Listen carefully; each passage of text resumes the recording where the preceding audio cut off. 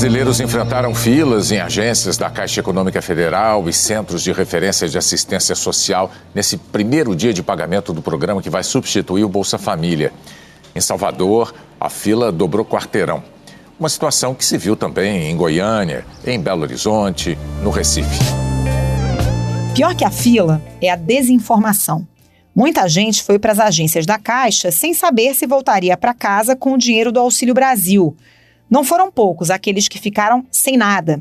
Outros receberam o valor do Bolsa Família, mas acreditavam no depósito de R$ 400, que ainda nem está garantido. Um terceiro grupo também enfrentou fila. O pessoal que recebeu a última parcela do auxílio emergencial e que agora não sabe como é que vai ficar. Gente como o Reginaldo, que falou à TV Globo. Reginaldo recebeu a última parcela do auxílio emergencial e agora tudo ficou ainda mais incerto. Ele ainda não sabe se vai conseguir receber o Auxílio Brasil. Eu estou com 63 anos de idade, está um pouco difícil ser inserido no mercado de trabalho, entendeu? E eu espero que seja aprovado. A confusão é grande porque o substituto do Bolsa Família foi para a rua sem que houvesse a conclusão de todos os estudos e mudanças legais previstas para a sua implementação. A proposta de emenda à Constituição, que pode garantir o pagamento de R$ 400, ainda não foi aprovada. A forma como serão incluídos novos beneficiários também não está clara. E por isso as filas também foram grandes nos centros de referência de assistência social. Ninguém sabe hoje, no detalhe, quem ficará dentro ou fora do novo programa de transferência de renda. Quais foram os principais problemas registrados pelos beneficiários dos programas sociais no primeiro dia de pagamento do Auxílio Brasil? O que diz o governo? E quais são as falhas na concepção do substituto do Bolsa Família? Esses são os temas do Ao Ponto desta sexta-feira. Sou o Roberto Maltic, estou com a Carolina Moran e nesse episódio conversamos com a repórter Marta Imenes e com o economista Ricardo Henriques, superintendente do Instituto Unibanco e um dos criadores do Bolsa Família. Fique com a gente.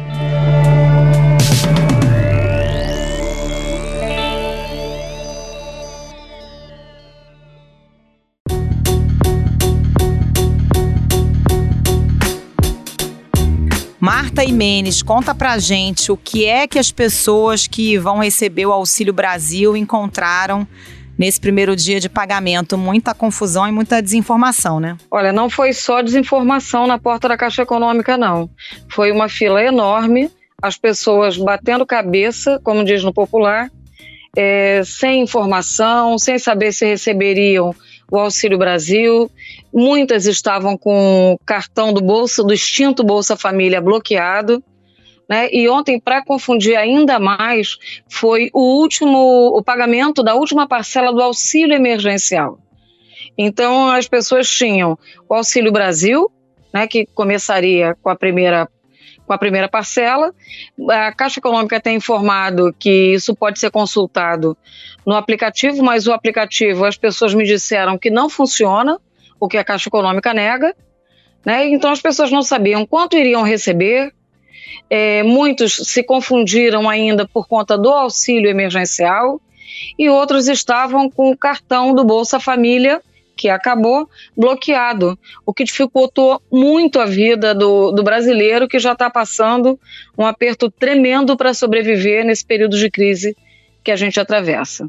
Pela conversa com os beneficiários, o que você entendeu? Eles estavam esperando receber um auxílio de 400? Qual foi o relato? Não só esperando receber os R$400, muitos estavam na fila, inclusive por conta disso, porque acreditavam que receberiam os R$400 já ontem.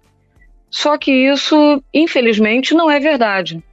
As pessoas vão receber os R$400 se a PEC dos precatórios for aprovada no Congresso, o que ainda está em discussão, né? Porque o governo ele prometeu os R$400 de Auxílio Brasil, mas não existe uma fonte de custeio para esse pagamento. Então as pessoas vão receber o valor do Bolsa Família, reajustado em 17,84%, né, que dá R$ 217,94, e os R$400 talvez, após a aprovação da PEC, E isso você pode jogar um pouquinho mais para frente, lá para janeiro, e não dezembro, como está sendo noticiado pelo governo federal, pelo Ministério da Cidadania. Os pagamentos de dezembro começam no dia 10. Quem já estiver no cadastro único, mas ainda não recebe o Bolsa Família, precisa atualizar os dados. Uma outra dúvida foram as pessoas que recebem auxílio emergencial. Elas queriam saber se elas têm direito ao Auxílio Brasil. Olha, só tem direito ao Auxílio Brasil quem está cadastrado no Cadastro Único do Governo Federal e quem é beneficiário do Bolsa Família. Nesse primeiro momento, somente essas pessoas vão fazer jus ao Auxílio Brasil. Pois é, essa questão do cadastro também gerou muita confusão, né, Marta? Porque quem está recebendo agora é quem já recebia o Bolsa Família. Há pessoas que estão cadastradas ou tentando agora se cadastrar, a gente viu essas filas também, né, para se cadastrar no cadastro único, mas que não vão receber nesse momento, né? Gente que recebeu o auxílio emergencial, mas não está no cadastro do Bolsa Família, não vai receber.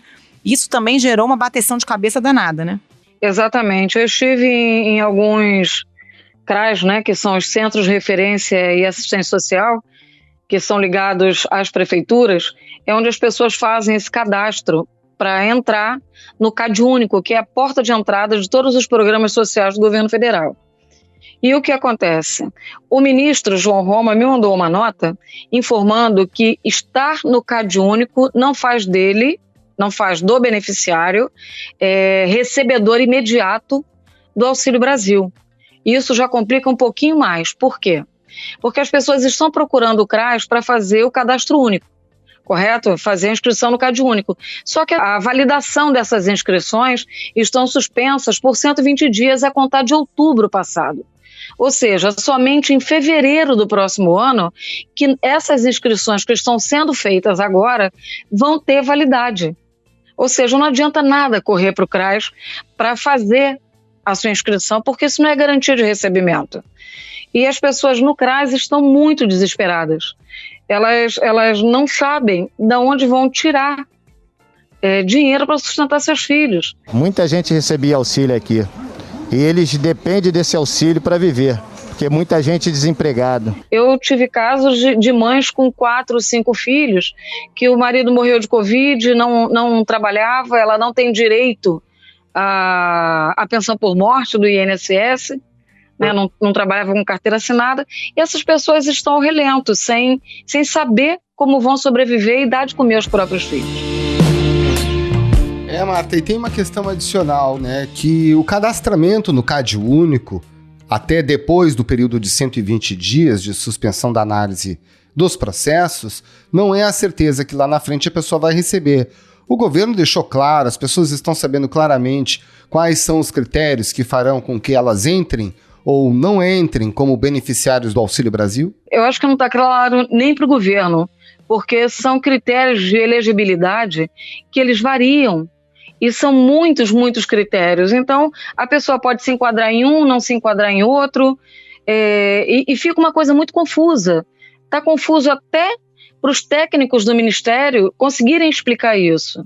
A própria secretária de Assistência Social do Rio de Janeiro, Laura Carneiro, tem batido nessa tecla de que somente no Rio de Janeiro 303 mil pessoas estão fora. Estão com o cadastro pronto, mas aí aguardando ainda. E, teoricamente, elas estão fora do Auxílio Brasil. São pessoas que vão ficar sem renda alguma. E ela critica também a falta de transparência e a falta de informações claras sobre quem tem direito a receber o Auxílio Brasil. E isso está levando não só a população, né, como outros técnicos também, que lidam com os programas assistenciais, a tentar descobrir o que o governo realmente pretende. Porque não está claro, realmente não está claro para ninguém. Nem para a população mais humilde, nem para nós que lidamos com esse tipo de informação no dia a dia. Ô Marta, o que a Caixa Econômica diz, Ministério da Cidadania, porque as queixas são inúmeras, né? Tem essa confusão sobre quem tem direito, mas mesmo as pessoas que já recebiam o Bolsa Família e que, portanto, têm direito ao benefício, estão se queixando. Algumas, como você disse, com um cartão bloqueado, outras tentam entrar no aplicativo da Caixa. Isso já era um problema desde a época do auxílio emergencial, né? E não conseguem acesso. O que o governo fala a respeito? Bom, o governo nega, né? O governo nega. Eu ontem questionei o Ministério da Cidadania sobre o problema no aplicativo, questionei também sobre o problema do bloqueio do cartão. O Ministério da Cidadania, por sua vez, disse que isso era com a Caixa Econômica.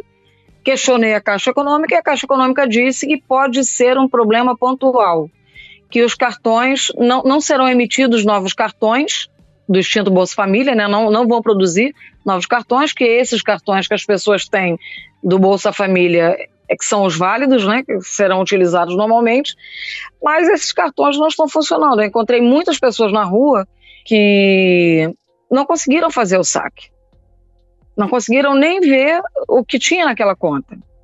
E a Caixa Econômica diz que o aplicativo está funcionando normalmente e que os cartões estão funcionando normalmente, ou seja, inclusive esse desencontro de informações. O que a Caixa me responde não foi aquilo que eu pude ver com a população na fila da Caixa Econômica. Um outro dado que a gente tem conversado muito sobre as pessoas que têm direito a isso, o governo tem afirmado que 14,6 milhões de pessoas que recebem o Bolsa Família vão receber o Auxílio Brasil de imediato.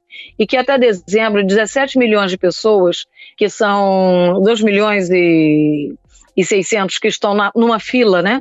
Que é uma fila virtual, que preencheram cadastro e tudo, e estão, teoricamente, já inscritos no CadÚnico, entrariam nesse número, né? E esse número do Auxílio Brasil chegaria a 17 milhões em dezembro.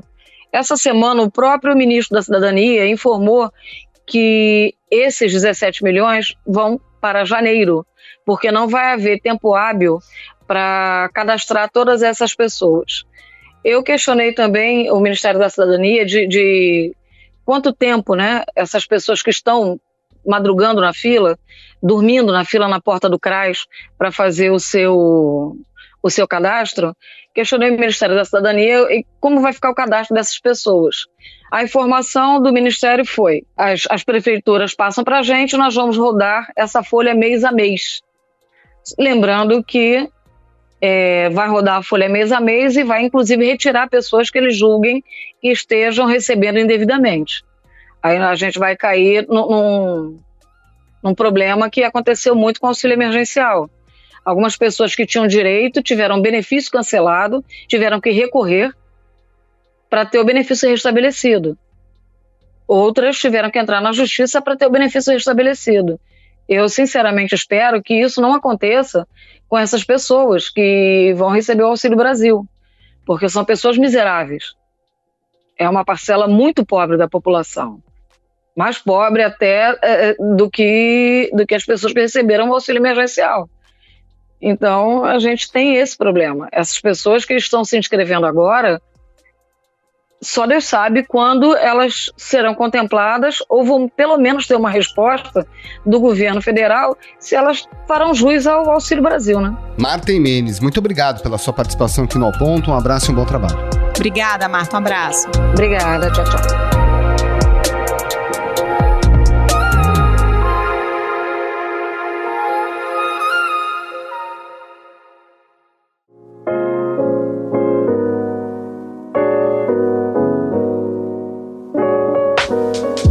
Ricardo Henriques, a gente viu o início do processo de pagamento do Auxílio Brasil. Na sua avaliação, quais são os pontos que ainda precisam de uma explicação mais efetiva do governo para que esse programa ajude a combater a pobreza no país? Em primeiro lugar, é importante reconhecer a situação de vulnerabilidade extrema, né, de pobreza extrema que estamos vivendo, mas seria importante, ao olhar o Auxílio Brasil, saber qual é a intenção. Se a intenção é reconhecer o tamanho do drama social que estamos vivendo e a necessidade de enfrentá-lo, ou se é simplesmente uma agenda tópica, circunstancial, que está imersa num cotidiano pré-eleitoral. Não dá para saber direito, sobretudo porque tudo que está sendo indicado e sinalizado pelo Auxílio Brasil, em última instância, desmonta traços fundamentais da boa política pública no campo de renda em geral e de mobilidade social. Pois é, quais são as principais diferenças entre esse programa, o Auxílio Brasil, e o Bolsa Família, que o Brasil já conhecia bem nos últimos 18 anos? O dito Auxílio Brasil é uma agenda de cunho estritamente emergencial, que identifica uma parte da população vulnerável e transfere o recurso sem nenhum vínculo com o entendimento do perfil da pobreza de cada pessoa que vai receber, e menos ainda com uma expectativa de mobilidade social dessas pessoas. É estritamente, no sentido preciso da palavra, um auxílio de emergência. O Bolsa Família tem, e a gente já tem essa longa vida, né, já 18 anos do Bolsa Família, ele tem alguns componentes fundamentais para a boa política pública. Por um lado, ele tem um cadastro que identifica não só a situação imediata de pobreza de cada indivíduo, de cada família, mas também os vários componentes de vulnerabilidade que aquela pessoa e aquela família está vivendo nesse momento. Portanto, sabe das suas condições de moradia, das suas condições de escolaridade, das condições da composição da família, de quem é a renda básica, se tem pessoas idosas na família, se tem crianças, e várias outras condições, se tem membros da família que têm drogadição. Portanto, tem vários componentes da situação de vulnerabilidade que estão registrados no Cadastro Único e que servem para pensar uma cesta de políticas sociais que enfrente de forma estrutural a agenda da pobreza. Além disso, traz consigo as condicionalidades, não podemos esquecer isso. O Bolsa Família tinha a implicação das crianças estarem na escola e das famílias, as mulheres grávidas, fazerem pré-natal, fazerem exame de acompanhamento da sua maternidade. Portanto, tem dois elementos que estão vinculando ao momento da emergência, portanto, do alívio da pobreza, também a mudança de médio e longo prazo pela transição das pessoas que vão ter mais cuidado com a saúde e vão estudar e, portanto, terão um horizonte distinto de inserção social e econômica no médio e longo prazo, e também permite, com o Cadastro Único, dar conta de endereçar para cada beneficiário do Bolsa Família essas pessoas para serem também atendidas por outras políticas públicas. O Auxílio Brasil desmonta isso tudo. R$ 400. Esse será o valor mínimo a ser pago às famílias de forma temporária até o final de 2022. Agora, por que o senhor fala que ele é emergencial?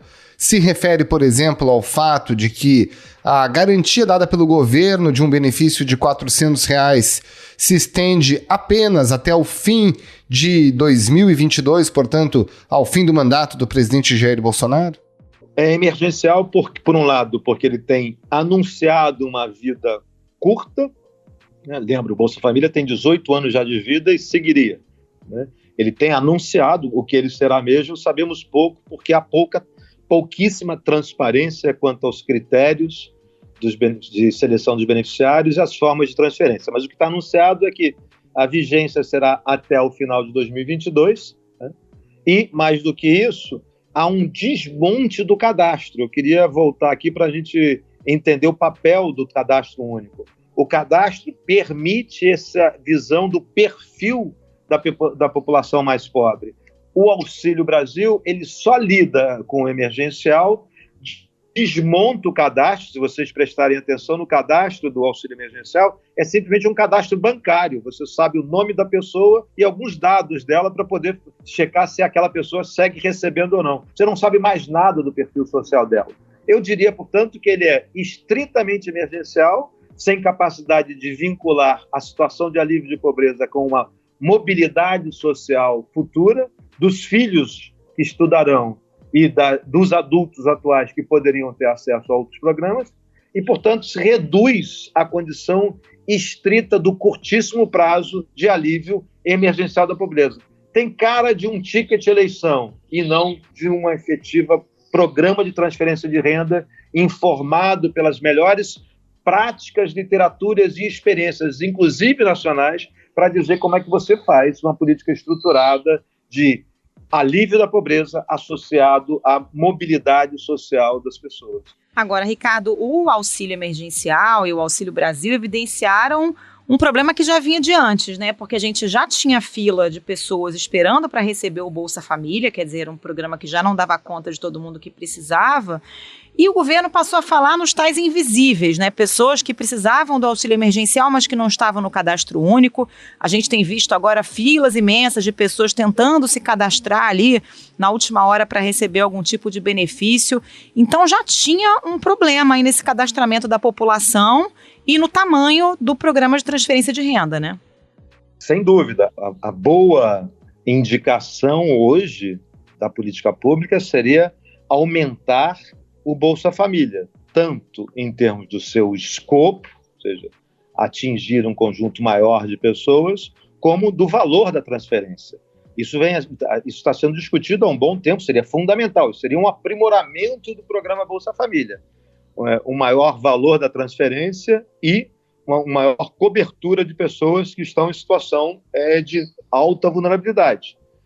Isso é um fato, seria necessário, mas a evolução, e é muito difícil de entender por que não é feito assim, me parece que é derivado de uma equipe que entende quase nada de política social e, portanto, não estudou sobre isso e nem praticou política social, e confunde a agenda de boas práticas que o Bolsa Família consolida a partir da experiência do mundo e inova ao ser implementado no Brasil, com simplesmente você fazer uma transferência imediata de renda.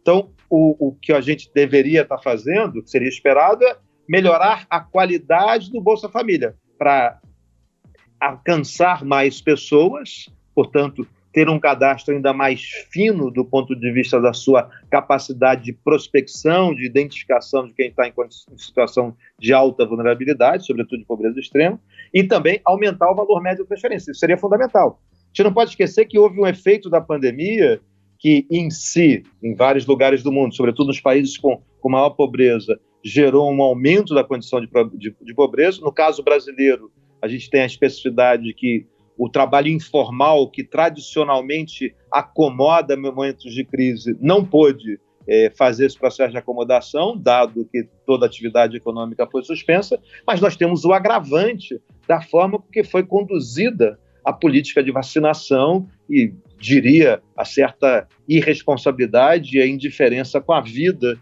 que se estabeleceu com a vitimação de mais de 600 mil pessoas, o que só agravou esse cenário. Portanto, nós temos hoje algo que poderia ser chamado de uma população que estava invisível à situação de pobreza extrema, mas é uma invisibilidade diante do desconhecimento de que a passagem do período de pandemia aumentou a exposição das pessoas à situação de pobreza. Isso tem que ser encarado, mas o melhor caminho, a princípio, tudo indica, eu diria que 10 entre 10 pessoas que no Brasil e no mundo entendem de política social diriam que o que deveria ser feito é aumentar a qualidade do Bolsa Família, o seu cadastro, a sua cobertura e o valor da transferência. Nesse momento, Ricardo, a gente vive uma transição. As pessoas que recebem o auxílio emergencial, muitas delas deixarão de receber.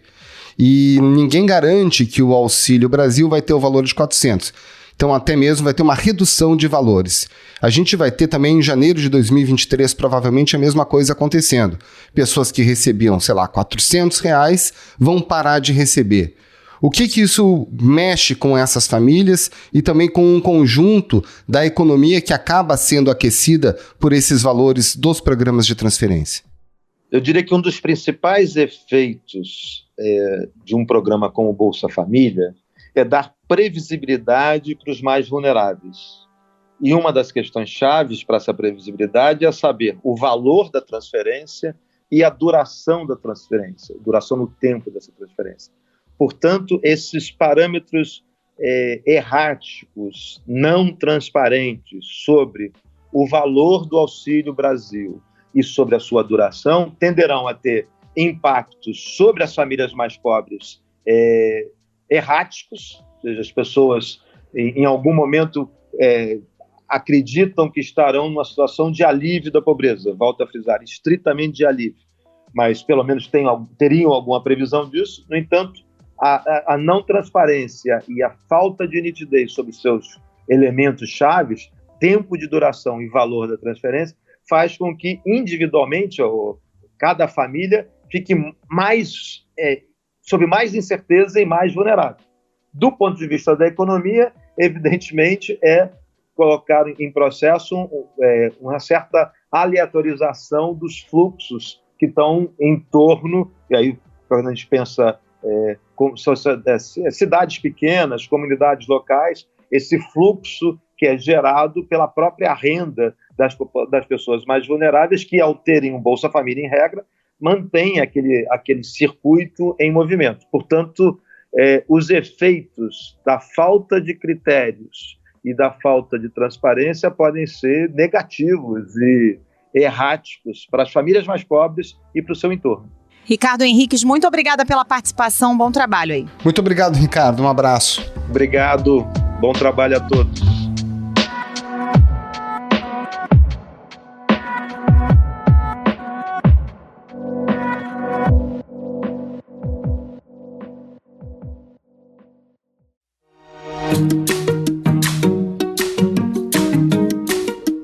Esse foi o Ponto de hoje, o podcast diário da redação do Globo. Nessa conversa a gente conta com a participação de toda a equipe do jornal, as mesmas pessoas que levam até você informação e análise de qualidade todos os dias. Quer saber mais? Assine o Globo. Acesse assineoglobo.com.br e confira todas as notícias e reportagens especiais.